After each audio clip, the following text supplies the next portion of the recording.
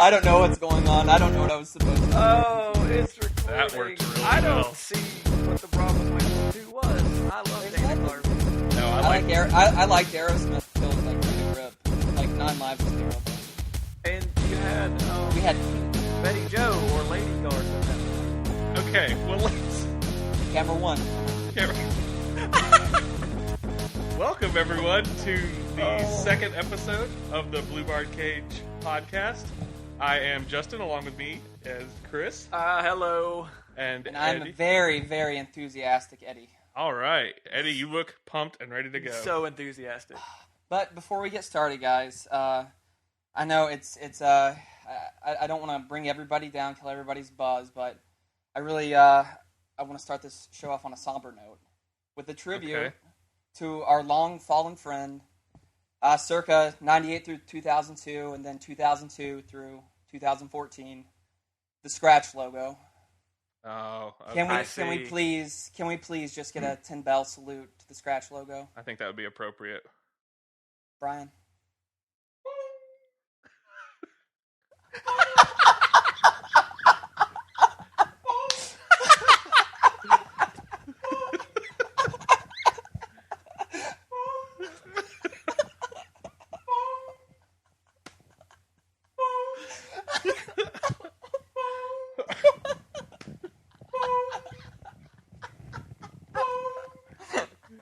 Guys, I'm in tears right now. That was moving. Yeah, like, that was basically... I thought Eddie was gonna die. Yeah, that was like... You know, when you go to the 4th of July and you see the fireworks and they play Proud to be American and everybody like gets their hand over their heart and gets teary, that's how I just felt with that 10 bell salute. That was great. Me too. It was like sending an old friend away. And now we have the network logo. We do have the network Now logo. they have officially changed to the network logo. What do you think about the logo, Eddie? It's pretty ugly. It's pretty ugly. Chris? I don't hate it. I mean, it's streamlined and yeah. I mean, I don't love it, but I think it's at least more modern looking. I think. When I say that I don't hate it, that doesn't mean that I love it and I'm all for it. But changing the logo is part of WWE. I mean, they've done that before, and it's something that was inevitable. That doesn't mean that we have to love it. Oh, also, I would like to say I am instituting a ban as of this moment on all $9.99 jokes. It's old and it's beating a dead horse. So if you make a $9.99 joke, I'm gonna have Brian come up with some sort of sound, and he's gonna ding you like the no whammy sound. So no $9.99 jokes. But you do realize in that so, you said you're saying $9.99 like 4 times. Yes. So you're saying I shouldn't press my luck?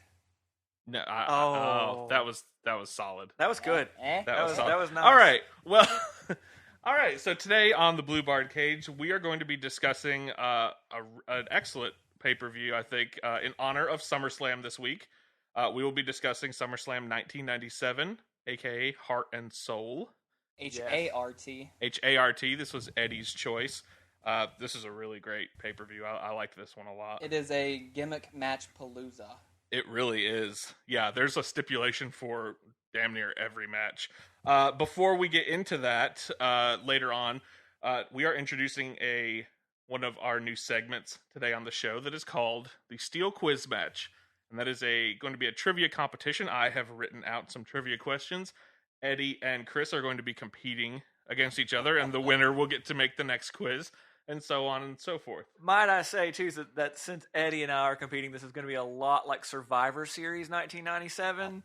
Yeah? And I would probably go ahead and get screwed? Yeah, go ahead and go on a limb and say that I'm going to be By Bret Hart yourself? by the end of this. Oh. So let's just go ahead and get that out there. Yeah, but I am excited about your questions. I'm a bit worried. I'm going to say. Really? A little bit. I think you all do just fine. I'm pretty excited about this until I lose fantastically, and then I'm just going to walk off of the podcast. Yeah, but if you guys do tie, I'll just let you know I have a wonderful tiebreaker in mind. So in the event of a tie, it's going to be even more entertaining. I hope it's a question about the Nasty Boys. Oh, please. It's actually like a personal question about them. Like, who's the sexiest Nasty Boy?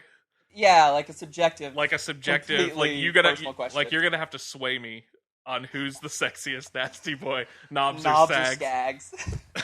Oh. Well, now I'm just gonna have to use that. Before we get into the Steel Quiz match, I would like to point out that our ever-present producer Brian is with us again. Brian. Hey, Brian. Hi again. And there's Brian. Okay, Brian. Moving on. Before we move on past Brian, okay, I have a question for Brian. Who's your pick for greatest wrestler of all time?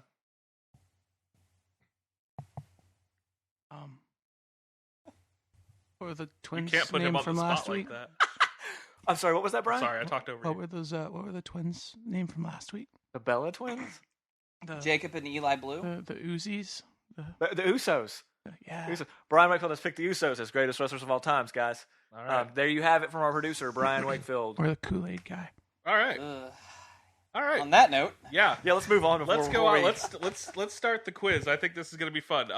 Maybe the best part of the quiz is going to be the theme song that we wrote. So, Brian, if you want to hit the theme song, we will get the Steel Quiz, the first ever Steel Quiz match underway. Steel Quiz match! Steel Quiz match! When you need to blow off a heated feud, there's only one thing that you can do. Steel Quiz match! All right. Now let's get started. That was hang on. Now, how does this Steel Quiz match? What are the rules? The rules? Brett and Shawn want to know what the rules are. You haven't even let me talk yet, so I will explain the rules to you. Look, in Howard Finkel fashion, if you just let me talk, I will break it down for you. I like that you've gone full Gorilla Monsoon on this, and just like you just told Bobby the Brain Heenan to shut up and will you behave yourself? Will you stop? Yes, will you stop? Now, if we're going to talk rules, it's real simple, guys. I'm going to ask one of you a question. You get it right, you get a point. If you can't answer it or get it wrong, the other person has the chance to steal it. Then I'll ask the next person a question. Same rules. Person with the most points at the end wins. If there's a tie, I do have a tiebreaker. So that's it. Pretty simple. Okay, how do we choose who goes first? Are we going to pick like a number 1 through 10? Well, if you guys were in the same room, I would say arm wrestle, but that's not going to do it. So I don't know who wants to go first. Why don't we let Brian pick who's going to go first? Brian, who goes first? Eddie or Chris? Eddie. Eddie goes first. All right, Eddie's going first. Whisper tones. Yes. Brian, it might as well be dead air while Brian's talking. Okay. Brian Whisper tones Wakefield. All right. Drum roll. Are you ready, Eddie, for the first question? Yes, sir. Okay. I don't know what that was. I don't either. It was good, though. All right. Question number 1. In what type of match did JBL beat Eddie Guerrero for the WWE Championship at the Great American Bash 2004? What type of match? I'm going to pass. Already? He's passing? You don't even want to take a guess? No idea. Okay, Chris, chance to steal. What type of match did JBL beat Eddie Guerrero in for the WWE Championship at Great American Bash 2004? Well, I'm going to go ahead and let you guys know that I probably blocked this match out of memory because I hate JBL. But I'm going to go on a limb and make a guess. I don't get negative points if I get this wrong, do I? No, you just get no points. Okay, as long as there's no negative points, because I don't want to be like -5. So I didn't have to pass. No, you could have taken a guess. That's why I said. I don't want it anymore. Was it a street fight? That is incorrect. Well. The answer. Tickle fight. Brian, would you like to try to take a guess? A wrestling match. A wrestling match is yes. Well, I'm asking for the stipulation, so you are incorrect. The answer is a Texas bull rope match. Aha! No one gets any points. No points. We are off and running. Man, my strategy was all wrong on that one. Man, we're good. Your at strategy this. to not answer. I had the rules all wrong. That's perfect, Shawn Michaels strategy. All right. Though. Well, we're learning as we go, just like any game.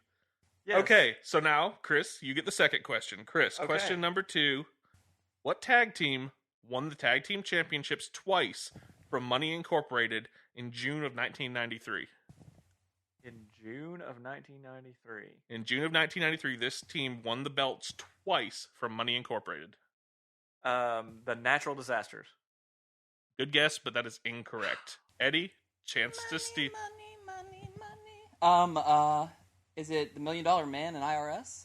Well, that's Money the team that won Incorporated. them from Money Incorporated. Oh, the team that won them from them. Yeah. Twice in 93. Yes, in June of 93, within a month. June of 93. The Head Shrinkers? That is also incorrect. The answer is the Steiner Brothers. Oh. Oh, that was, yeah, I guess that did Okay, happen. yeah. It was such an abbreviated title run, too, wasn't it? Yeah. This is sad, guys. This is sad. Okay. People are going to stop listening to us. They're like, these guys don't know what's going on. Yeah, probably. That's probably the truth. Yeah. All right. Question number 3 for Eddie. What was this one? I think you should get this one, Eddie. What was the name of Rick the Model Martel's cologne? Oh my God. Oh God, I am so embarrassed. Can I? I have the Survivor Series 1990 program magazine at home. Of course he does. He's on the cover of it with it, and I'm trying to think. Was it like? I'm just gonna take a guess. Essence. That's close, but no, that is incorrect. Chris, chance to steal. I feel terrible. Terrible. I really thought you'd get that one. Me too. I should. Chris, what was the name of Rick the Model Martel's cologne? I have no idea. Are you kidding me? I really don't know this. The answer is Arrogance. Arrogance. I had a sense. That was really close. Did I get a half a point? No. That was really close, Eddie. Honestly, though, if you all don't start getting them, I will give you a half a point just so we have a winner. Well, there doesn't. Okay. Did you Sorry. get these questions from the WWE I trivia apologize, game? Blue Bard listener fans. Did you get these questions from the WWE trivia game? Yes, I did. Okay, good.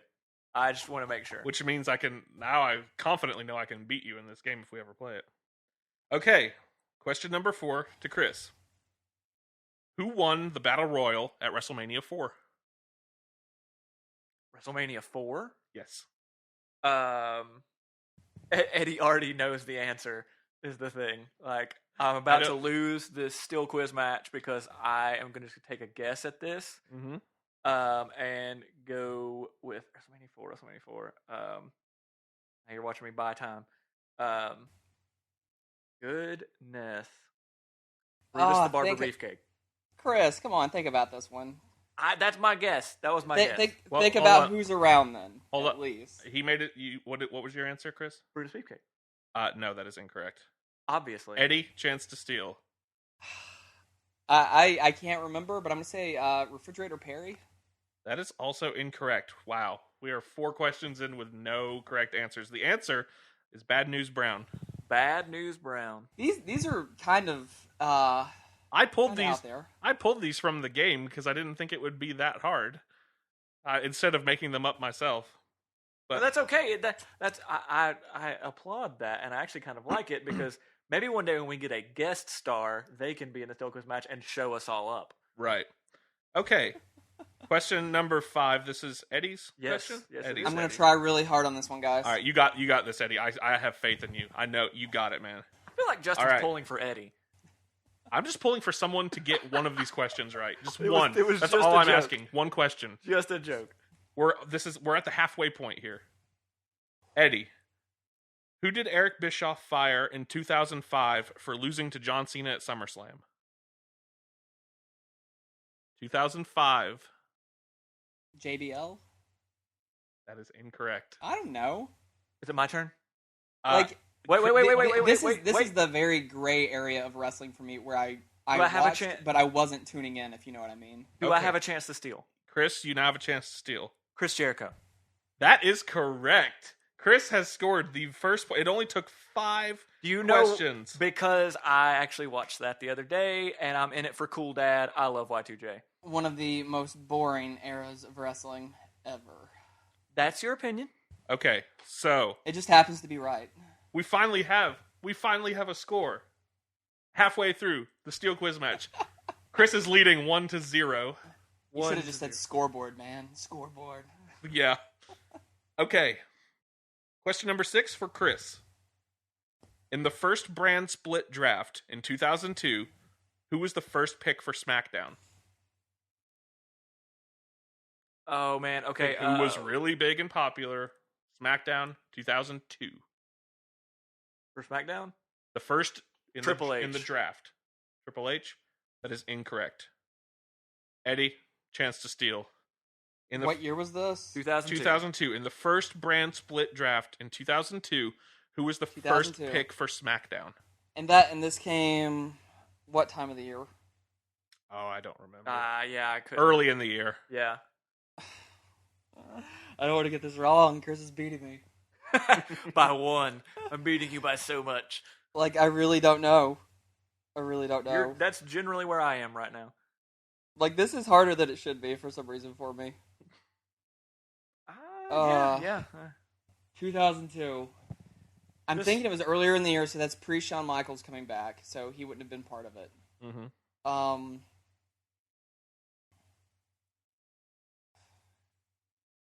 That was SmackDown, right? Yes. Is this when the Undertaker went to SmackDown?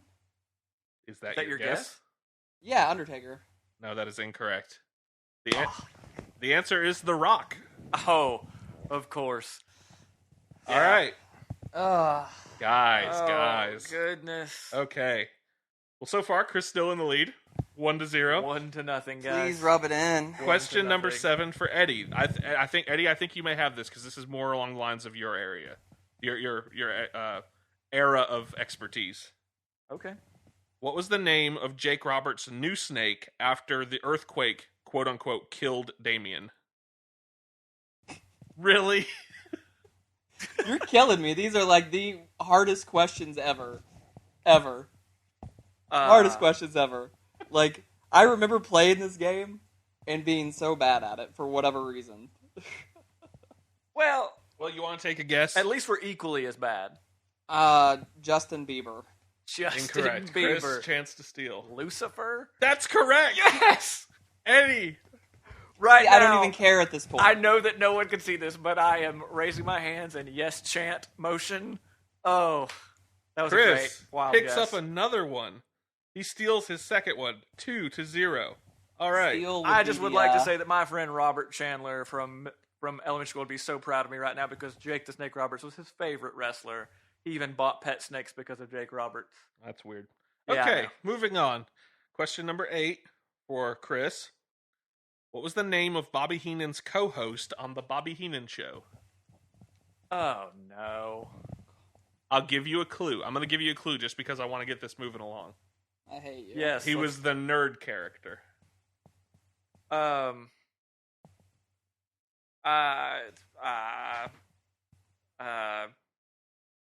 don't know. Snidely Whiplash. Incorrect. Eddie? Just guess something, Eddie. Come on. So we can move on to question 9. You're killing me here, man. You're killing me. I really don't know. I really don't know. The answer is Jameson. Okay. I don't even remember that. All right. Question 9 for Eddie. I give up. You can't I'm give tapping up. out. You can't You give can't. up. I'm tapping out We've like Bret Hart in Survivor Series 97. Oh. Which means that you're not tapping out. Okay. Question 9 for Eddie. Who held the Hardcore Championship 27 times between 2000 and 2002? Hardcore Holly? Incorrect. Chris? Mick Foley. That is also incorrect. The answer is Raven. Wow. Okay. Johnny Polo. Yep. And question number 10. Last question, guys. This one's for... So Chris wins. For me? Yeah. At what event did Scott Steiner return to the WWE in 2002? Unforgiven? Incorrect. Eddie? I'm going to go with You have a 1 in 12 shot of getting this right. Tuesday in Texas. It's just 2002. I know.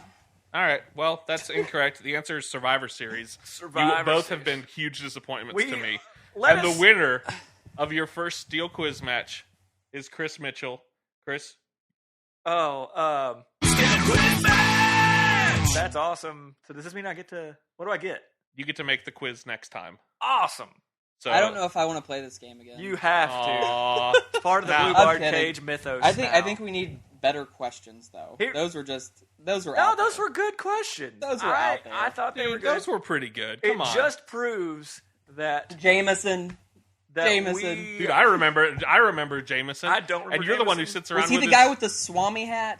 No, Who was the guy with the Swami hat? I don't know. All I'm saying is you sit around all day watching your Coliseum videos from the 80s and 90s. You should know that stuff.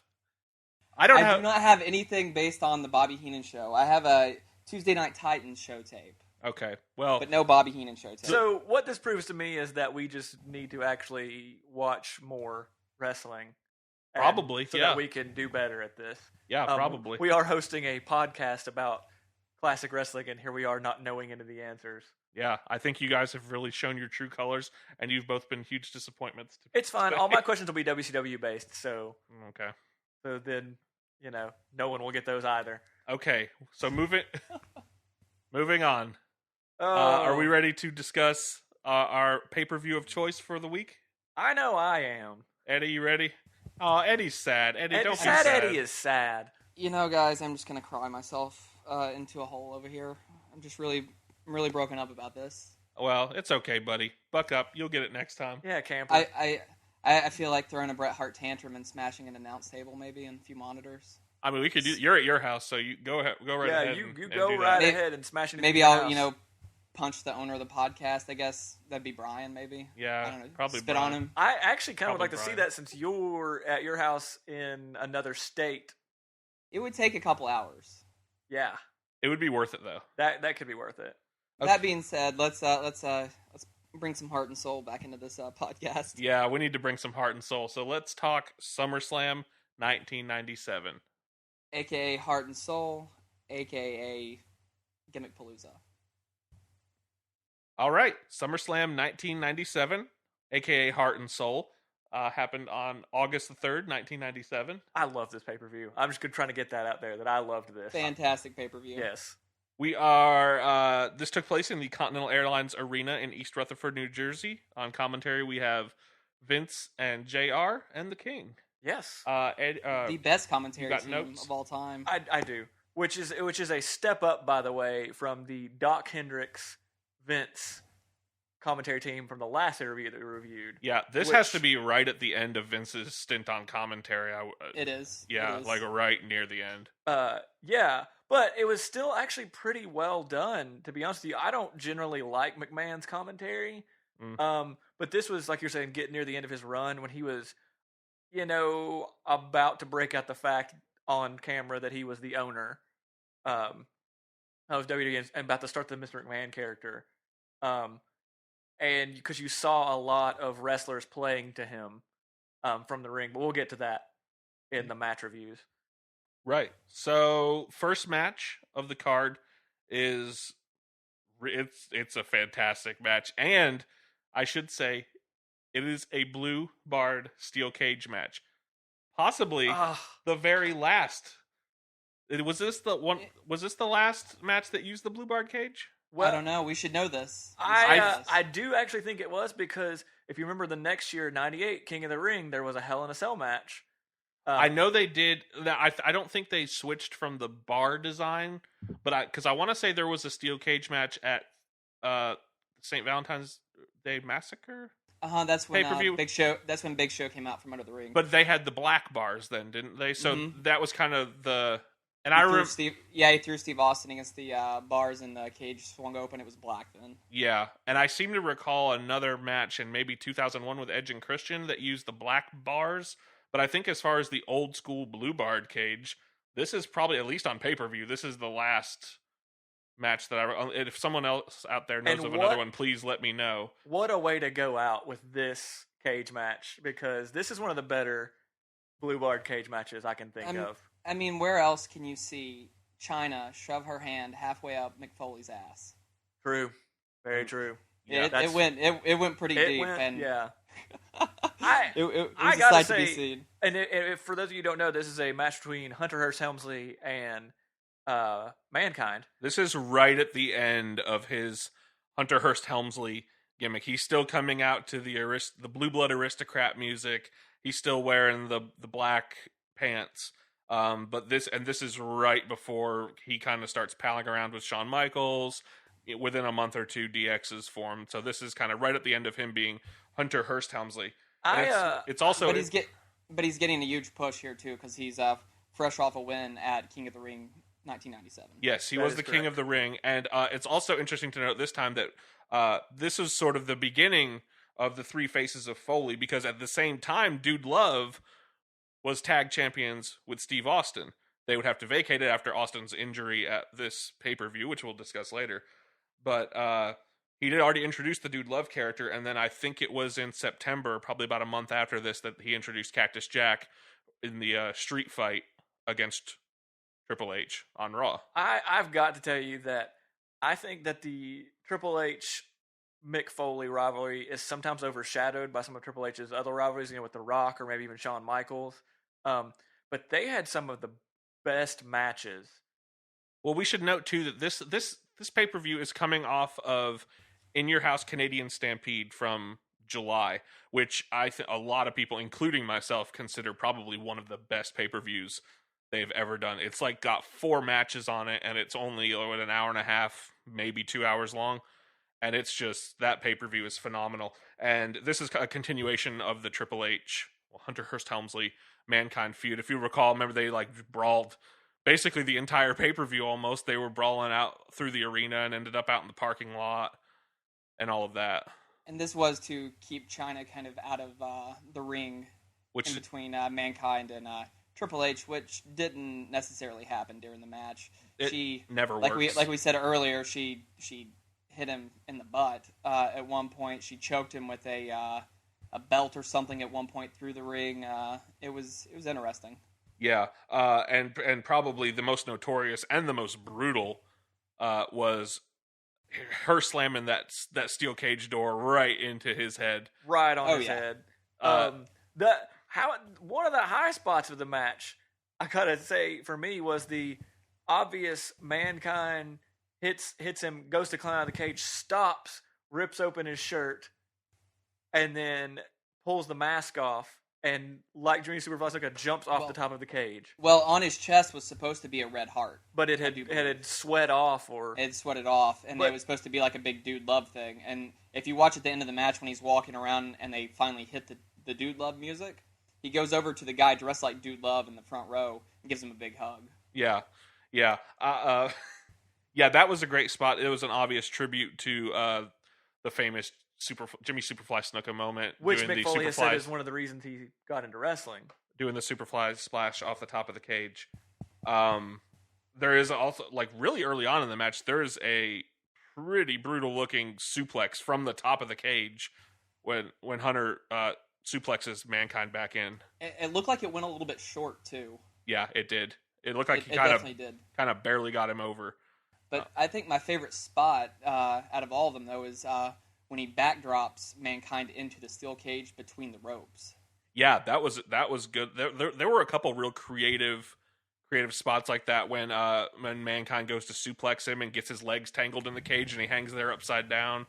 There's a couple, I think, pretty creative spots in the match that they really take advantage of the cage well, I think.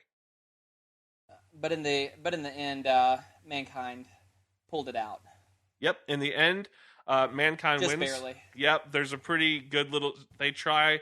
China tries her hardest to get the win for Hunter. She's dragging him out of the ring, while at the same time Foley climbs over, just barely gets down in time, collapses, and then we get a nice little sequence where the Mankind music stops and the Dude Love music starts back up, and the power of funk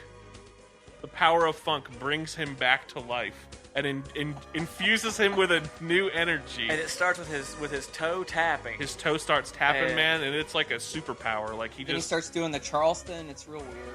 It is weird. So, by the way, guys, here for Blue Barred Cage matches, I'm looking. The Kennel in Hell match apparently was with the Blue Barred Cage. I can't see because of the reflection. Because you have a weird reflection. Yeah, but so just know that our precious Blue Barred Cage was used in that atrocity. Oh yeah. Well, we won't talk about that one. No, that's been stricken from the record. Okay, so your winner for the first match is Mankind. This is I think one of the more memorable steel cage matches from this era, especially with the old blue barred cage. Like I love this match. It's really good.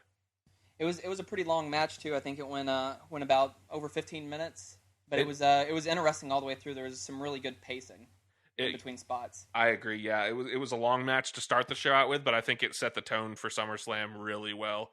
After this, we get kind of a short little weird segment with the governor of New Jersey, something about lifting taxes, and they present her with a replica belt. It was back when wrestling was like a legit sport before they had broken out of that. That was basically the end of them, being taxed for being wrestling. That's basically a way to get around insurance for the WWE, from what I understand.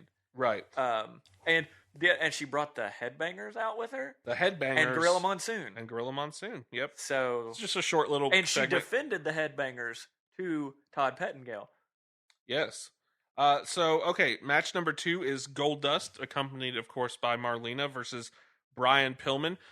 This is, as we talked about earlier, this is just gimmick match palooza. The stipulation for this match is that if Brian Pillman lost, he would have to wear a dress starting the next night on Raw, and he would have to wear the dress until he won a match. Oh, I'm gonna tell you too that adding Brian Pillman to the Hart Foundation at the time was one of my favorite things ever, because Flying Brian was a great wrestler and a great character. And yeah, that's not even talking about the match yet. I'm just saying Brian Pillman. He really was a loose cannon too. Yeah, his persona definitely did match the person. He is obviously the predecessor to Dean Ambrose, but he was a great wrestler at the same time. You know, this match, however, not the greatest. It did have the botched finish where Goldust tries to do a sunset flip from the apron over Pillman, and it just doesn't make it quite over him. No, it's pretty terrible looking, and for it being this is the end of the match. It really kind of put a sour taste in my mouth. I mean, yeah, Marlena hits Pillman with the purse from the outside, allows Goldust to get the roll up and the win, but it's just, it wasn't a great match. And you've got two really good guys in there. I don't know that they were given a lot of time, but it felt a little botchy And to look at Goldust now and to see him then, you see how good of shape he is in now compared to then too. Oh, absolutely. It's worlds apart. But it's not like he was a bad worker then, and neither was Pillman. It's just there's something about this match, like their chemistry was off, like they just weren't flowing. Because we've obviously seen both of them have good to great matches. It's just this match was just a little off. Yeah, and so Pillman would lose, and he would start the next night on Raw. He would wear the dress, and he would do that for a little while. He would eventually, if you'll recall, he would win a rematch in which the stipulation was if he won, he would get the services of Marlena as his manager for 30 days. And this feud would go on until Pillman died very suddenly on October 5th, the night of Bad Blood. So he was kind of transitioning into a feud with Dude Love, I believe, at the time, but the Goldust thing was still going on, and then he just suddenly died. So obviously everything was dropped. It was one of those very tragic moments before a pay-per-view that you have to hear. Yeah, and it's sad too, because there's not much of the Hart Foundation left. It's just two guys now, I think.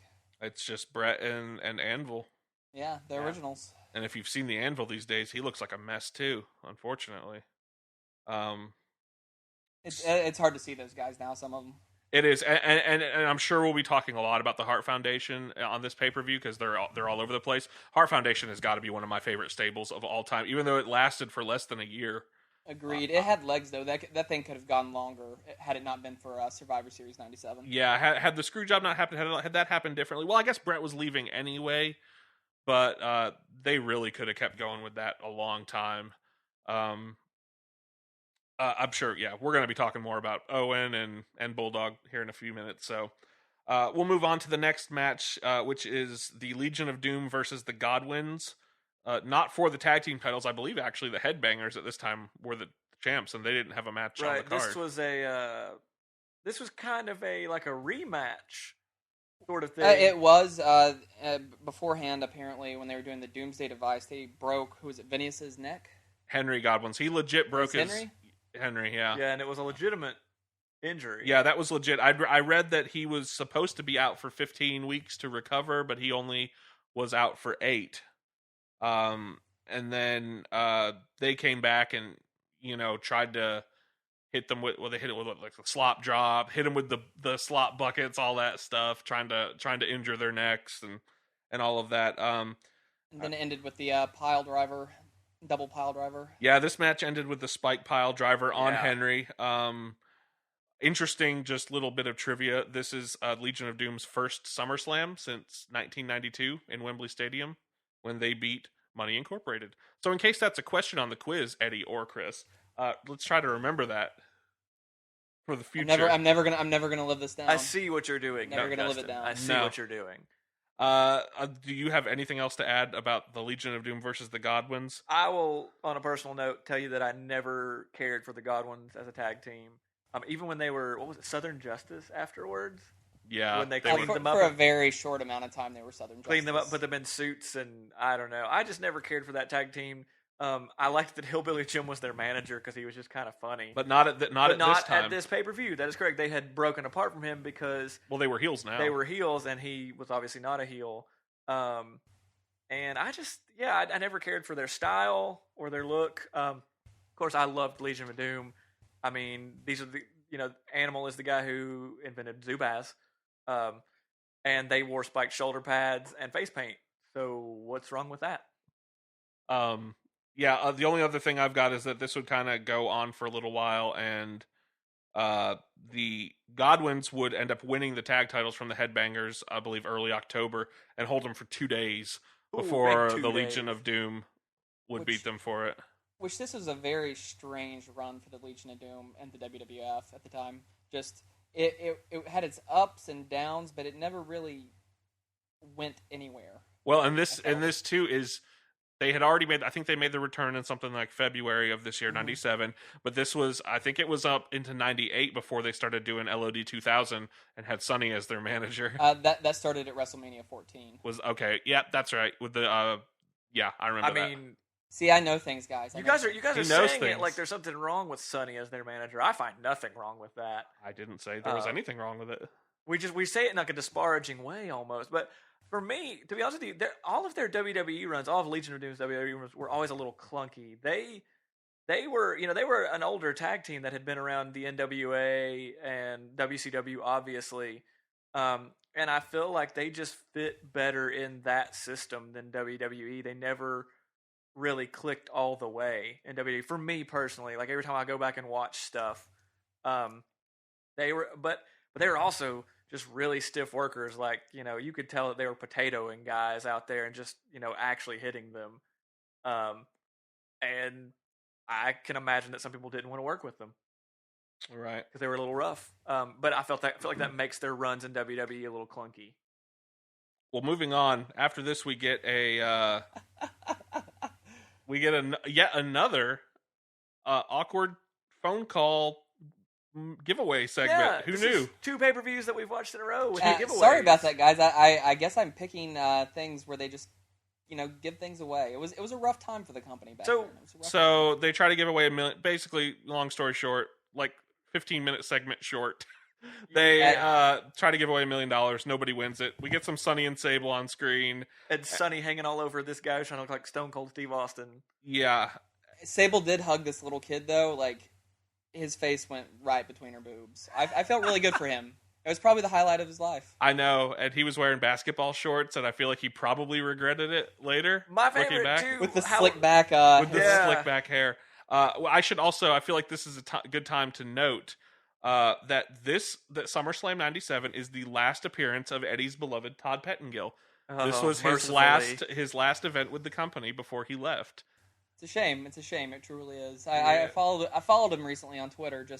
I really wanted to catch up, maybe reminisce with him about Action Zone. And he was replaced by Michael Cole, who a super young Michael Cole we will spot later on in a backstage trying to get a backstage interview out of Stone Cold. Michael Cole with the best goatee ever. Yeah, Yes. and I feel like they were trying to make Michael Cole look like Todd Pettengill at the time, so they could just kind of interchange them, which is a funny thought to me.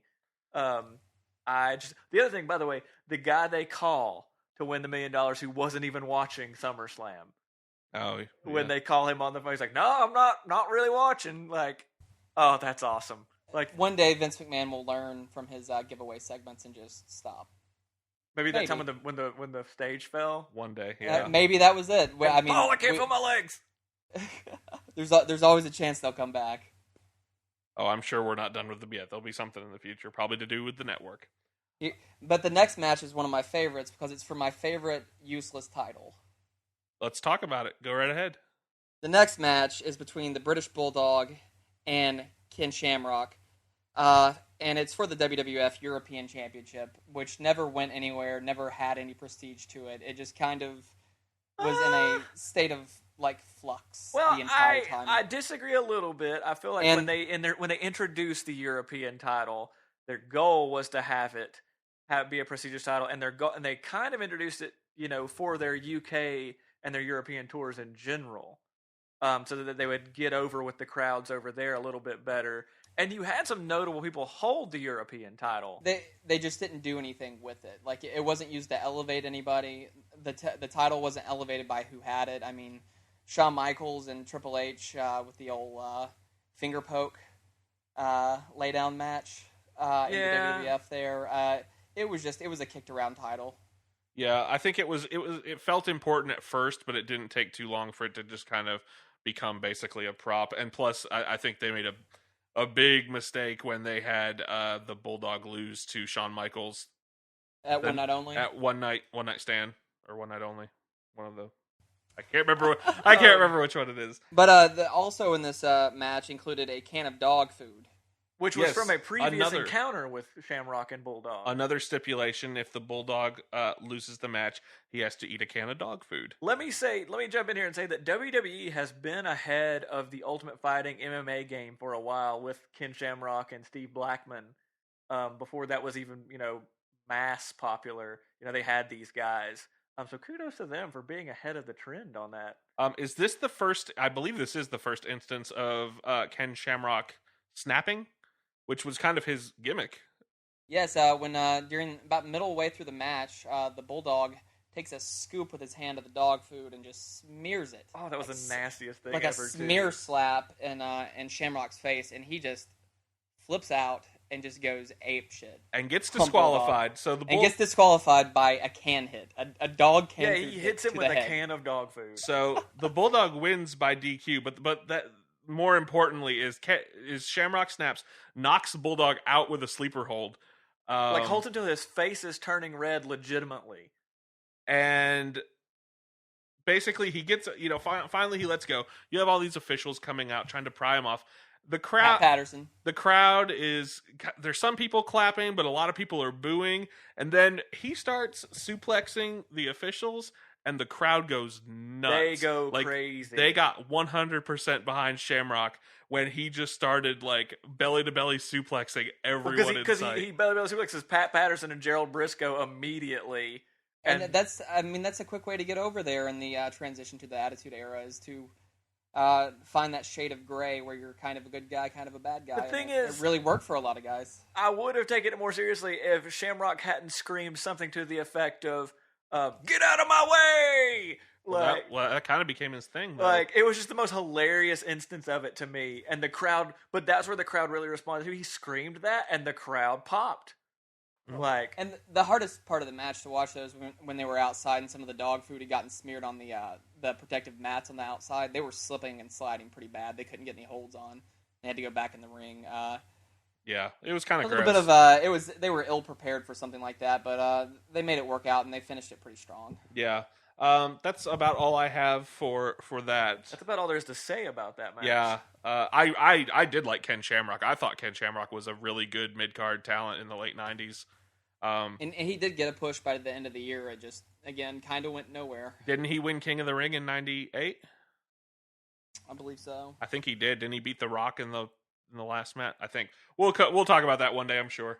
I'm sure we'll get to a King of the Ring pay-per-view. All right, moving on to something I really want to get your all's opinions on. We have Los Boricuas versus the Disciples of Apocalypse. I was so Faction into warfare. this. I was so into this. Were you really? Because it's so dumb and gimmicky. Like, it's one of those matches that's like almost so bad that it's good.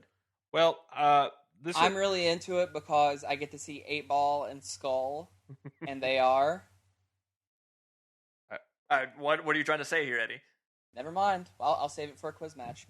Okay, right. there we go. Match. I thought I was going to get a good punchline there. Just Like, dead air. how do you not like the biker gang versus the Latino gang in all white pants? So my wife, I do want to say, my wife was watching this with me last night. Los Boricuas come out in their like black pork pie hats, and she made the comment that they should call them the Heisen Boricuas. So I thought that was pretty good. Oh, that was a pretty solid joke. Oh, the whole A+ for your wife. Yeah, I know, right? The Gang Wars storyline, which included Los Boricuas, the DOA, the Nation of Domination, and then not too long after this would also include the Truth Commission. Would go on into '98, and it would, sometimes would also include DX, especially with the Nation. I thought that the Gang Wars story, it was kind of a cool idea, but it never really did it for me, and I think it was mainly because there just were not a whole lot of really great in-ring talents. Like, it was just a lot of people who probably would not have had a spot on the show if it wasn't for we need 5 people in this gang. Well, something your like that. Your main ringleaders of each gang were generally not that bad. You had Savio Vega with Los Boricuas. Crush wasn't the worst wrestler. Obviously Farouk / Ron Simmons with the Nation. Those 3 guys are talented. The most talented group out of all of them, though, was easily the Nation. Oh, if you're just going Los Boricuas and the Disciples of Apocalypse, and but I think that's what Justin is saying, that like the groups in general were not stacked. Not yet, and this was the beginning of those factions becoming something really good. Because as we know, by that time next year, the Nation was something really good. Yeah, because The Rock would join by the end of the year, I believe, or early on into 1998. But this was also the Nation during Ahmed Johnson's tenure. His very brief tenure. Yeah. I will say that what is it? Chains or Brian Lee? Is he Chains? Is that his name? I think so. Yeah. I think he should have stuck around because if you recall, he had some good matches with Tommy Dreamer and ECW in like 1996 and early 97. And also he played fake Undertaker in 1994. Yep. I was waiting for that. Yep. I think he should. I think he was pretty solid, and I kind of wish he had stuck around. So is Brian Lee like a precursor to everything Undertaker does? He was under Faker, then he was a biker, and we got Biker Taker after that. I don't know. Maybe is this like a trend that we should notice, guys? I'm just probably conspiracy theorying that out there. So to wrap this match up, basically the Nation of Domination comes out from the crowd, gets involved. Ahmed hits Chains with the shittiest Pearl River plunge that's ever happened. Hits him with it on the outside. The Boricuas win. Afterwards, the Nation and the DOA brawl. That's about Crush it. rides his motorcycle around the ring again. Yeah, that's about what we get. That's about it. And then this feud just keeps going for a while. So yeah, the worst part of the pay-per-view there was probably the couple matches in the middle, but by and large the pay-per-view is pretty great. Yeah, it has a strong start. The middle drags, and then as we move on to the next match, it obviously really picks up. We've got the Intercontinental Championship match between the champion Owen Hart and Stone Cold Steve Austin, most famous, of course, for Owen's botched pile driver, which would break Stone Cold's neck and put him out of action for a while.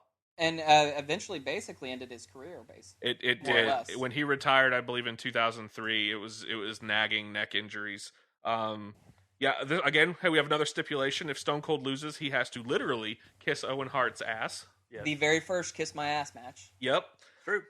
So, like I said earlier, we get a very young Michael Cole trying to get a backstage interview with Stone Cold as he's going out. It's Stone Cold basically just throwing him away. Yep, Owen jumps Austin before the bell, takes out the knee. It's got kind of a slow start to it.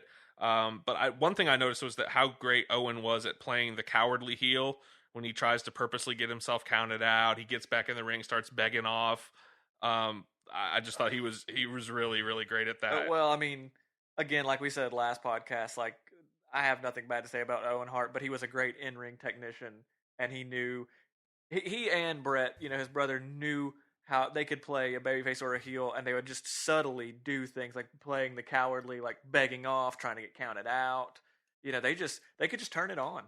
Yep. And this match is an amazingly worked match on both ends until that unfortunate botch, which is really hard to watch actually, because for me, knowing what's going to happen, obviously because I had seen this before, and it's just, I mean, and the thing is, after that happens, you can see Owen Hart trying to stall and figure out what to do, and obviously look like, oh man, I just hurt him.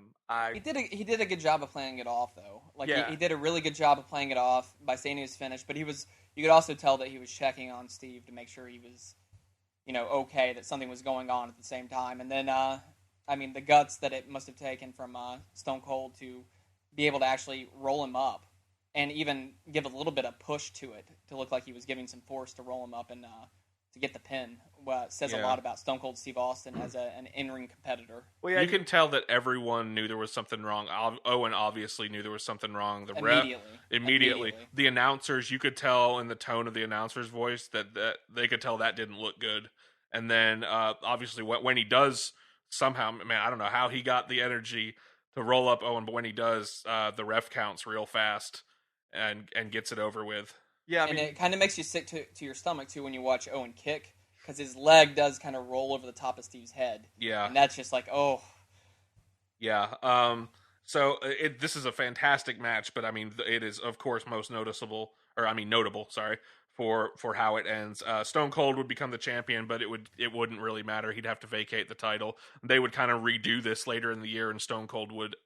They'd put the belt back on Owen, and then Stone Cold would win it from him again by the end of the year. So they would have to do it. But this really, man, Stone Cold had so much momentum going into this match, and it just stopped it dead in its tracks. Luckily, he was able to keep it going. In the end, though, it really helped out Steve Austin, and it formed the relationship that he would have with Mr. McMahon eventually, because this is they didn't want him to wrestle because he wasn't medically cleared to wrestle after this for a while. Yeah, and it started his stunner streak where he stunned JR, and a different person each week until finally McMahon took that really bad stunner, and then here's the beginning of the feud basically between McMahon and Stone Cold Steve Austin. That's why I think and I'm going to talk about it more here in a second, but this pay-per-view is really, really important and influential for no other reason for all the stuff that it set up going forward. And I have a lot to talk about with this last match. The main event is for the WWE Championship, the champion Undertaker versus Bret Hart with Shawn Michaels as the special guest referee. And his first appearance as a special guest referee. Yep, and there's actually with this one there are two stipulations. The first is that if Bret Hart loses, he can never wrestle in the United States again, and if Shawn Michaels interferes on behalf of the Undertaker, he can't wrestle in the U.S. either.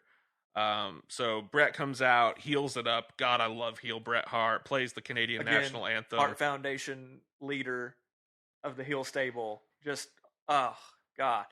And really, I mean, if we're being honest, I think this feud it's more about Bret versus Shawn than it is Bret versus the Undertaker. This is in the lead up to Paul Bearer debuting Kane. So Paul Bearer's been coming out for weeks and weeks. Kane is alive. We're getting this story. So we're sort of transitioning into that story for the Undertaker. And this is Paul Bearer, where he's got like the weird kind of orangey blonde hair because he got his like face burnt or something. Well, he just doesn't have the makeup on. I think that was his natural hair color. I want to say. But didn't he get like his face burnt as part of like the gimmick storyline in the feud with Undertaker and Mankind? Yes, he did. Yeah. And that was the transition to him not wearing the makeup anymore. Yes. So this is a really good match. I wouldn't call this a great match, but it is really good. Starts out slow. There's a lot of great storytelling in this match. Bret works the legs for a long time. You can tell. I love his little gestures of trying to get Shawn Michaels to be impartial, like trying to kind of goad him into it. Like you can tell he's just. I think that was some great storytelling on behalf of both Bret and Shawn. Oh yeah, those guys work masterfully together. Two of the greatest workers of all time. I did really like the spot too with the sharpshooter on the ring post. Yes. I love Bret does the figure 4 on the ring post, which was always one of my favorite spots. Breaks out the sharpshooter on the ring post. At one point, Paul Bearer comes out, distracts the Taker. Owen and Brian Pillman come out, but none of them really have any sort of effect on how the match ends. Well, kind of. Shawn Michaels gets distracted by it a little bit. And, starts pushing them out, and he misses what would have been a 3 count for Undertaker in the ring. Undertaker kind of gets in HBK's face, lifts him up a little bit, but then the tide starts to change again. Well, let's not forget, this is probably Undertaker's first great match. He hadn't had too many, stellar matches before this. I mean, they've been fun, but this was like excellent ring work from Undertaker, who is a very agile, very great big man worker, better than most people. And this is also kind of the end of his undead zombie like no sell phase, because before this, you would hit the Taker and he would just pop back up, or he would no sell everything because that was part of his gimmick. And you've got him really working in the ring, and the storytelling is due in no small part to him as well. Bret is an amazing storyteller, but Undertaker was in on that as well. Oh, absolutely. This is the end of the Undertaker's first title reign in the WWF. First significant one.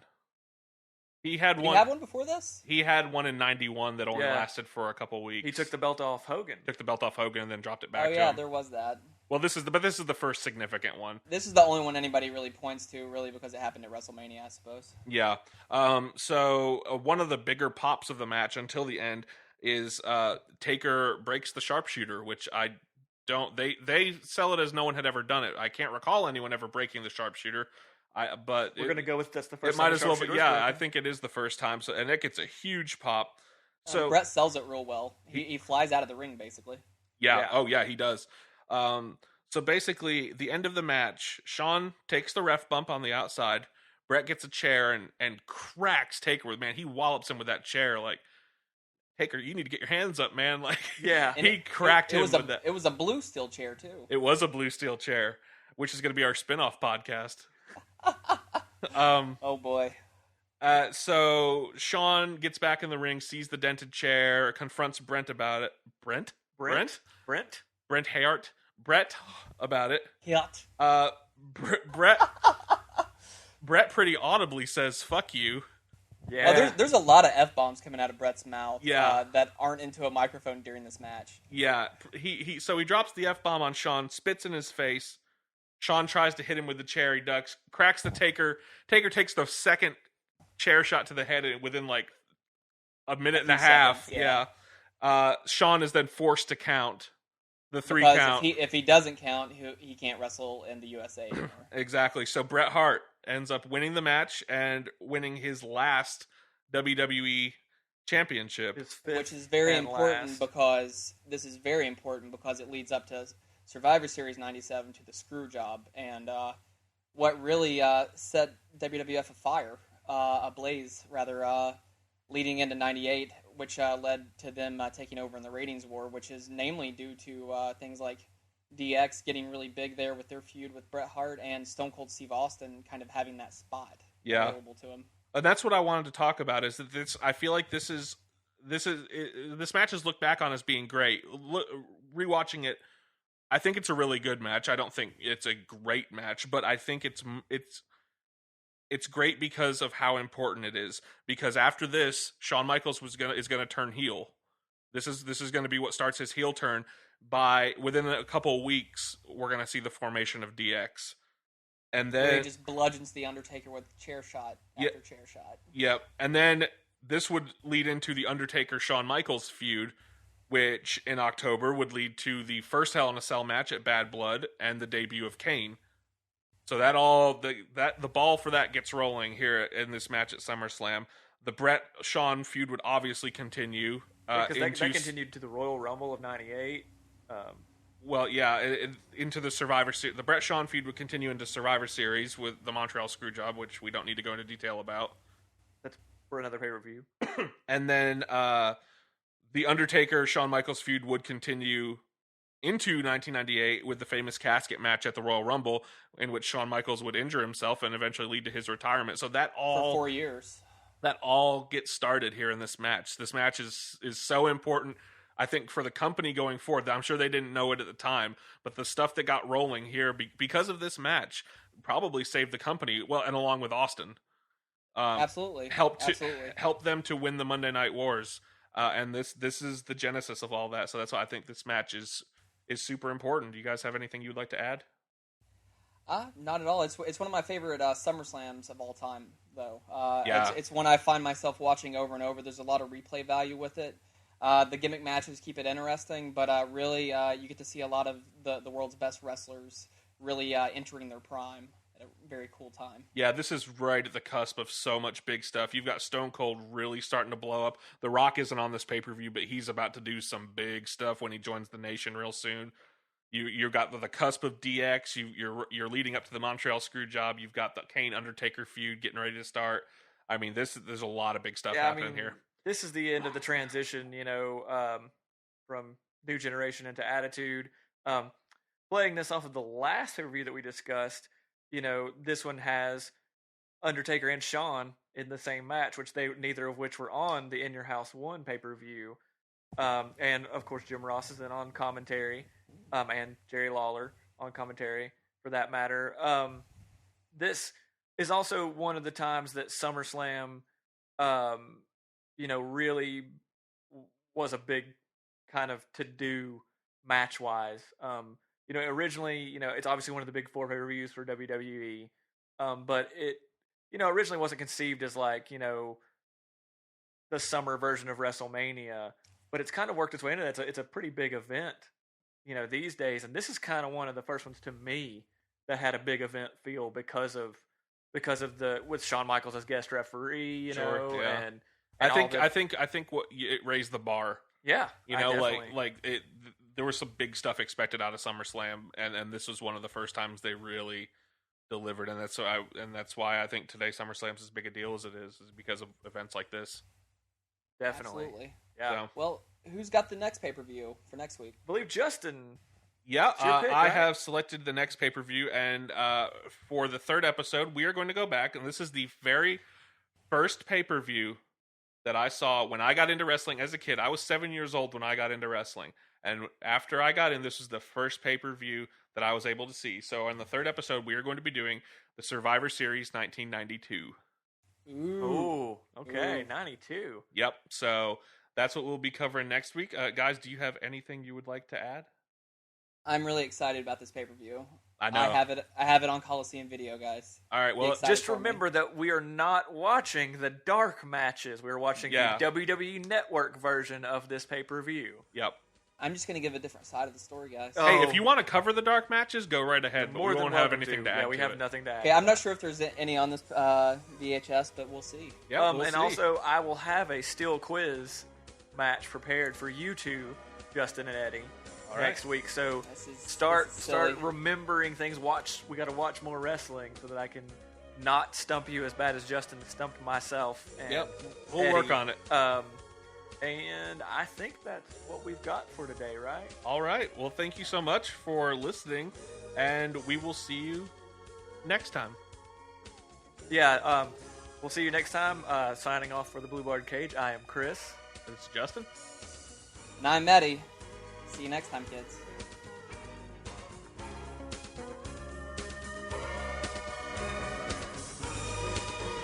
To contact us, search for and like us on Facebook. Follow us on Twitter at BlueBardCage, or send us an email at bluebardcage@gmail.com. Our intro music is provided by 16-Bit Themes, and our show is produced by Brian Wakefield. Blue Bard Cage is part of the Peachy Pants Podcast Network. I was trying to get you to do a sign off. I was really wanting to do this is to the questions that don't have any answers. The midnight glances and the topless dancers. Oh God. Check this out, Brian. Peachy Pants. Brian is a mad scientist. Invent something, you idiot.